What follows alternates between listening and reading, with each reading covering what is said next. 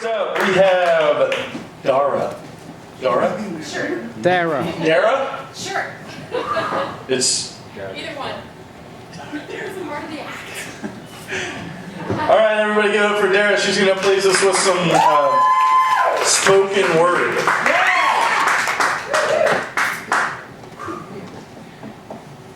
Thank you very much. I just found out that they actually aren't doing comedy anymore on Tuesday nights. So I'm going to sing all my jokes for you. Not. Thank you so much for coming. Thank you. I'm practicing the law of attraction. And so I'm going to appreciate your applause and your laughter in advance. Thank you so much for laughing at my jokes. You guys are awesome. You've been a great audience. I love stand-up comedy. I've been doing stand-up for about 30 seconds now. This is my first time. Yep. So you have the unique privilege of popping my stand-up cherry. Yeah. So let's just kind of revel in the moment. It feels so good. And it's going to be fast. You know, like every time a cherry gets popped, it's fast. I'm really nervous, I'll admit. I don't know if you can tell, I'm super nervous. And before I left the house, I thought, well, what's the worst that could happen? And how can I prepare myself for that? So I'm wearing a diaper. You have been warned. And my memory is bad, you know, so I've got my little index. Oh! Sound guy. Not funny. Oh, you got it. I'm not coming. I got it. All right. You know what? Actually, I hope I'm not too funny because I don't want to peak during my first performance. I mean, I want to progress. I want to get funnier and funnier with time. So if you guys don't laugh too much, that's also good. So thank you, either way. It's like Jennifer Lawrence. She won the Academy Award for Best Actress in a major motion picture. It's like her second year acting. Where is she going to go from there? God forbid that happens to me, right? I don't want that.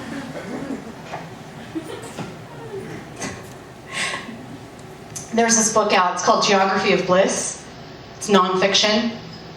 I know nobody reads books anymore, so I'll let you know what that means. Nonfiction, it's not fiction. It's a true story. It's real-ish. Written by a guy, Eric Weiner. Now, I did not know his name when I decided to talk about this book, but thank you, Eric Weiner, for having an awesome name for my act. Geography of Bliss is a book about a guy who decides to travel around the world to places where people, generally, in those places, are exceptionally happy. Happier than other places in the world. Anybody? Geography of Bliss? Anybody? Okay. The place that stands out in my mind the most from that book is Iceland. In Iceland, people get to be creative and express themselves without fear of sucking because there is no such thing as sucking in their culture. I mean, in that way. Like, you can't be bad at it. You just get up there and do it. It doesn't matter if you're brilliant or talented or funny. If you're a musician and you're just still learning, you can get up and play your guitar, it doesn't matter. If you're a poet and you want to go to a poetry slam, you read your poem. And even if it sucks, nobody will know because they don't have the vocabulary for that. They don't have that concept in Iceland. So let's just pretend we're in Iceland. And I am awesome just for getting up here and doing it.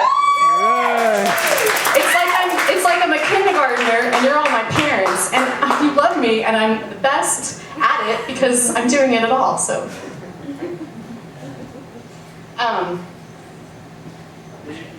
Bjork is from Iceland, by the way.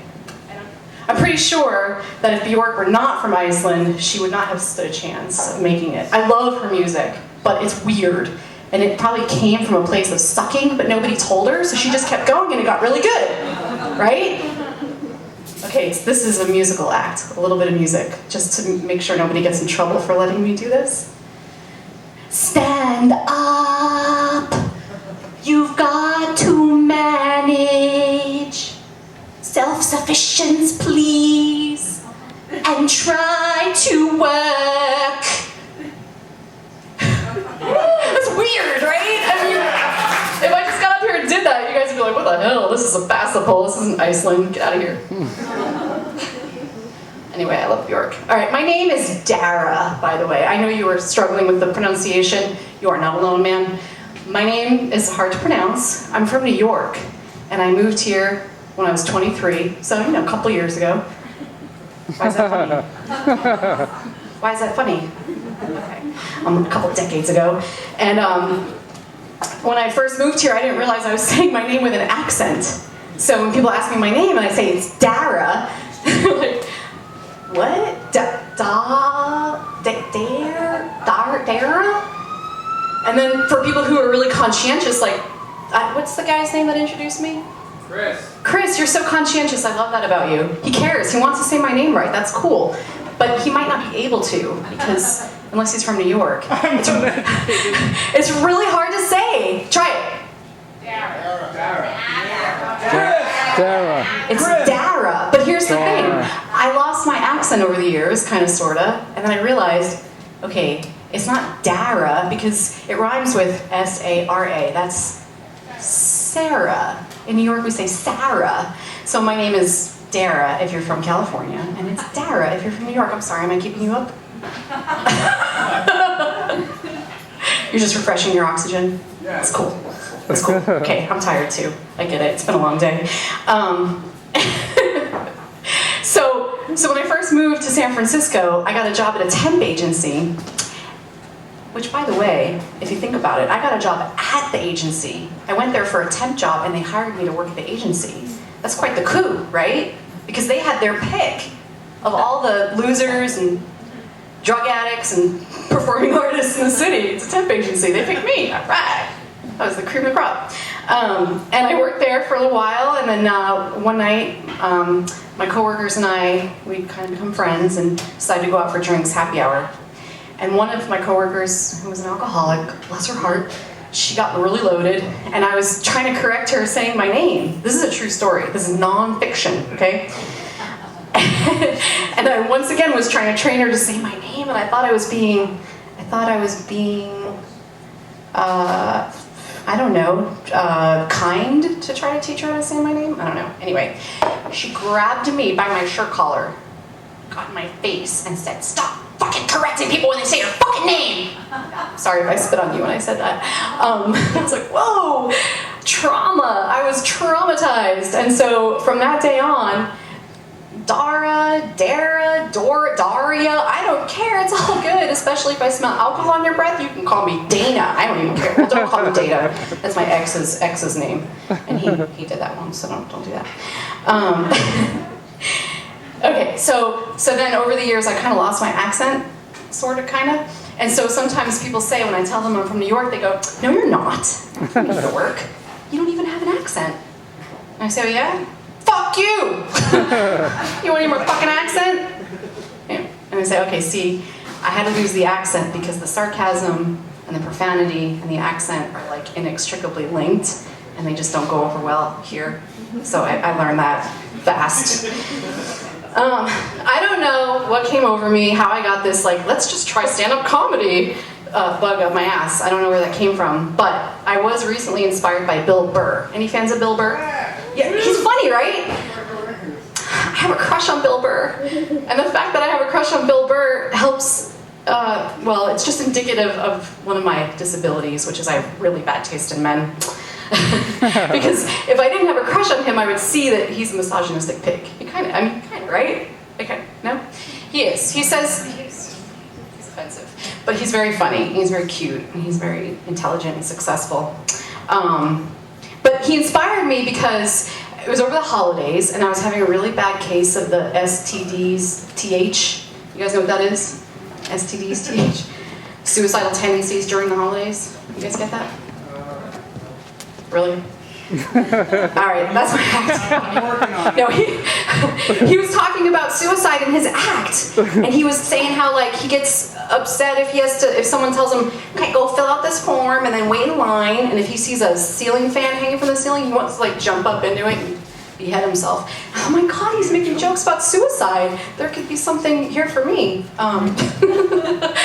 Just because I'm depressed doesn't mean I can't be a stand-up comedian. In fact, maybe it's like part of it. Like, you have to have these issues to become a comedian. Because I'm still trying to figure out what I'm cut out for. You know, like I keep hearing, you gotta find something you love to do, that you really love, that you enjoy, and then try to make a living at it. I'm like, okay, all right, what do I love? Can I get paid to eat? Because I really love to eat. And I don't mean write about food. I don't want to write about the service or the ambiance in the restaurant. I just want to eat the food, have a couple glasses of wine, talk with some friends. Can I get paid for that? No, probably not. Okay, what else? Can I get paid for sex? Yeah.